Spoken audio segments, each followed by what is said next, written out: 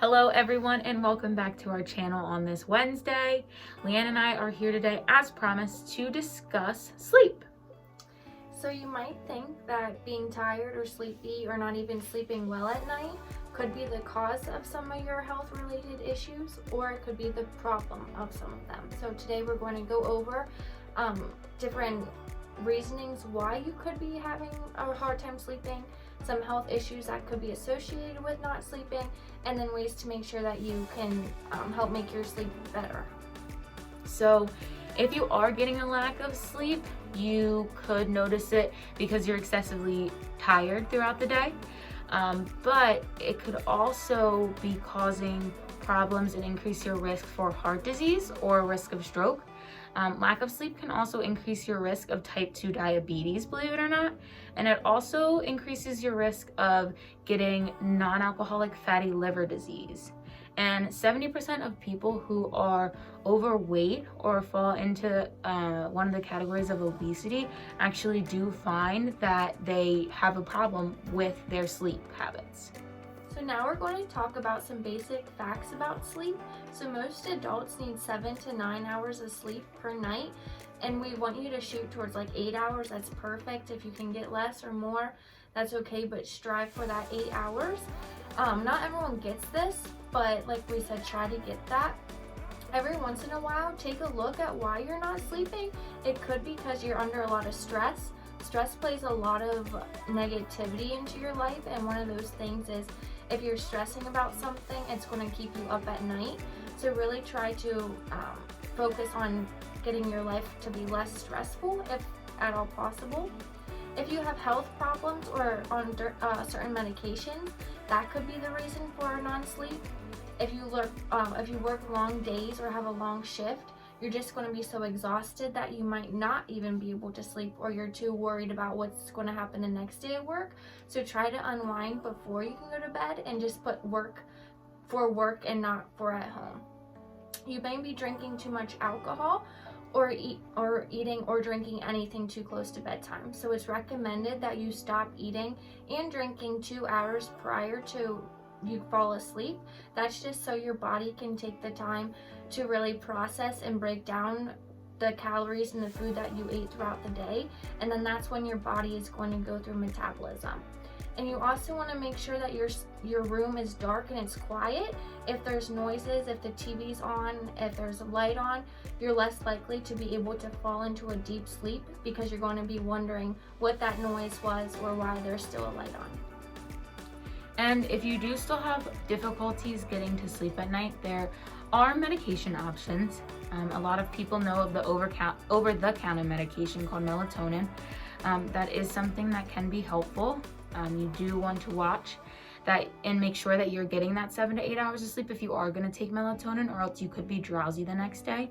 There are also prescription medications, but being a weight loss center and a place that people can go to address those difficulties, we do have to express the risk that some prescription medications for sleep can cause weight gain.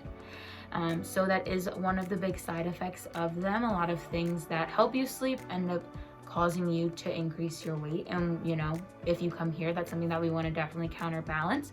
Something natural that you might want to try is magnesium. It actually helps reduce stress in the body and helps relax muscles naturally, so it could be a good over-the-counter supplement option for you. And next, we are actually going to discuss some healthy habits that you can get into and try first before thinking about going on a medication. And these will definitely be weight neutral things that you don't have to worry about increasing your weight by trying.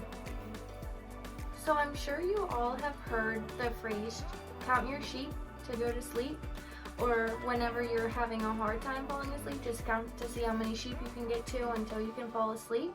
Well, that might work for some, but it doesn't work for everybody.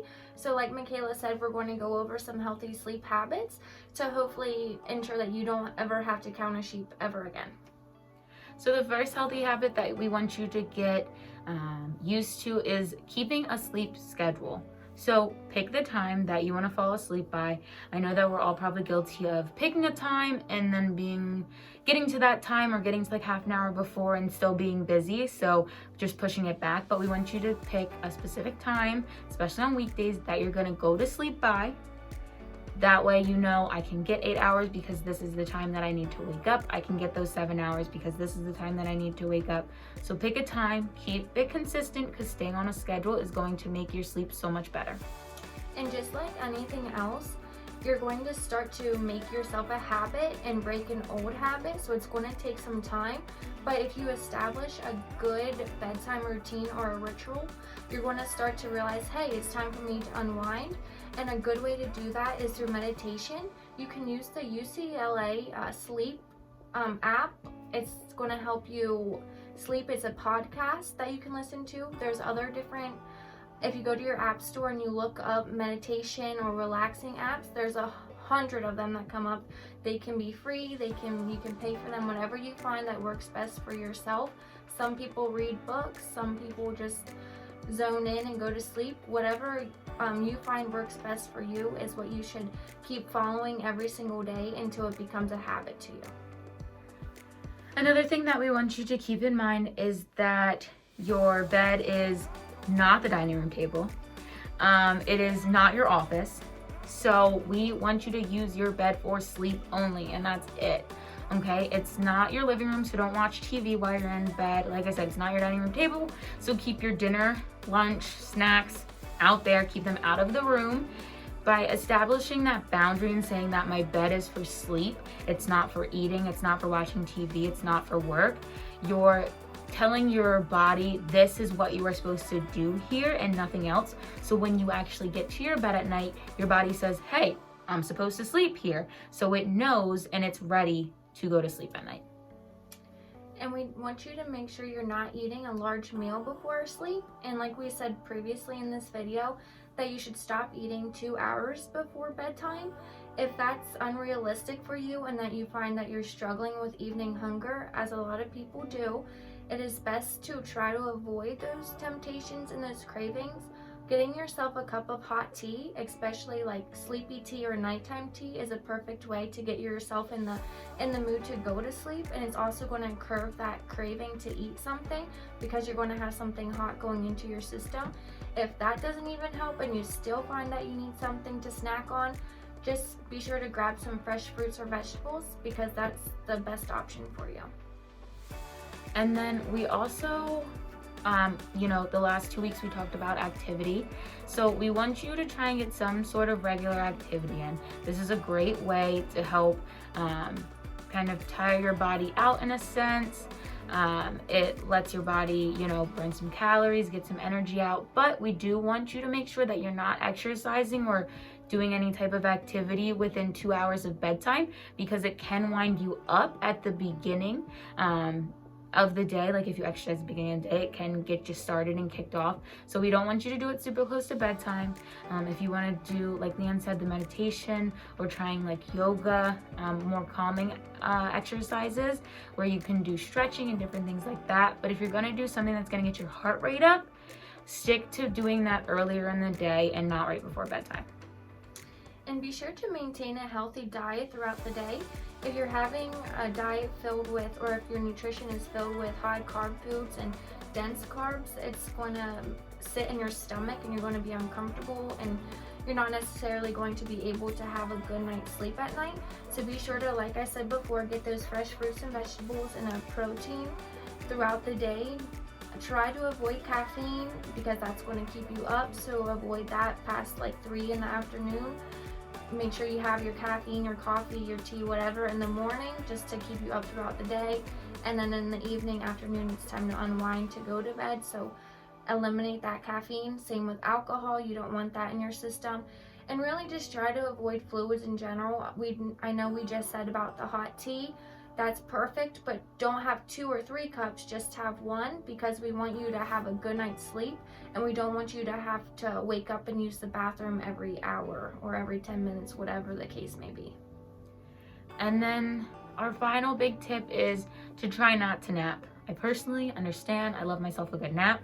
But if you get into a routine of having a nap when you're someone that already has trouble falling asleep at night, you're never going to get on track to end up being able to fall asleep at night. So it's just kind of that residual pattern. You have to break it. So for one day, you might be a little bit tired and you know, working to get through it. But if you set yourself up, then you'll be able to start making a pattern of actually falling asleep at night. If you do have to nap, try to keep it to only 20 minutes. Otherwise, you're going to risk getting into, you know, your deeper sleeps. And also try and make sure that you're doing it before 3 p.m. because after that, you're starting to really push into your sleep schedule. And next week's video is going to be going over medications that cause weight gain. Like Michaela said earlier in this video, some sleep medications can cause weight gain. So we're going to dive into some of those along with some of the other medications that you might have been prescribed in the past or even have in your medication cabinet. That could be the reason why you're having such a hard time losing weight or you've been struggling with your weight for years, because it could be as simple as whatever medications you've been prescribed for sleep, anxiety, whatever the case may be. We'll go into that a little bit more and maybe get some of your questions answered. All right, everyone, be sure to like and subscribe to our channel. We love to see that everyone watched our videos, and we love hearing about if you watched our videos, so keep letting us know. We know that you guys are watching, and we will plan to see you back next week, so thanks for tuning in.